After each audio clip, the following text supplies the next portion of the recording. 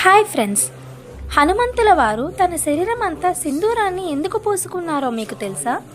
ఒకరోజు సీతాదేవి తన నుదుటిన సింధూరాన్ని పాపిడిలో పెట్టుకోవడం చూసిన హనుమంతుడు, తల్లి, మీరు ప్రతిరోజు ఈ ఎర్రటి పొడిని ఎందుకు ధరిస్తారు అని అడిగాడు. దానికి సీతమ్మ చిరునవ్వుతో, హనుమా, ఇది నా స్వామి అయిన శ్రీరామచంద్రుని క్షేమం కోసం మరియు ఆయన ఆయుర ఆరోగ్యాల కోసం ధరిస్తాను అని సమాధానమిచ్చింది. అప్పుడు హనుమంతుల వారు ఇలా ఆలోచిస్తారు, సీతమ్మ తల్లి కేవలం ఒక చిన్న బొట్టు పెట్టుకుంటేనే శ్రీరాముడికి అంత క్షేమం చేకూరితే, నేను నా ఒళ్ళంతా సింధూరాన్ని పూసుకుంటే నా స్వామికి ఇంకెంతో మేలు జరుగుతుందో కదా అని వెంటనే హనుమంతుల వారు తన శరీరం మొత్తం సింధూరాన్ని పూసుకుని రాముడి సభకు వెళతాడు. అతని అమాయకత్వాన్ని, అంకిత భావాన్ని చూసి శ్రీరాముడు ఎంతో ముగ్ధుడయ్యాడు.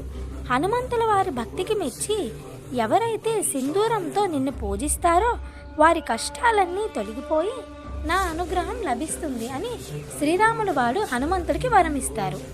అందుకే ఇప్పటికీ హనుమంతుడి విగ్రహాలకు సింధూరాన్ని పుయ్యడం ఒక సంప్రదాయంగా మారింది. ఈ వీడియో నచ్చితే ఒక లైక్ చేసి ఛానల్ని సబ్స్క్రైబ్ చేసుకోండి. Thanks for watching.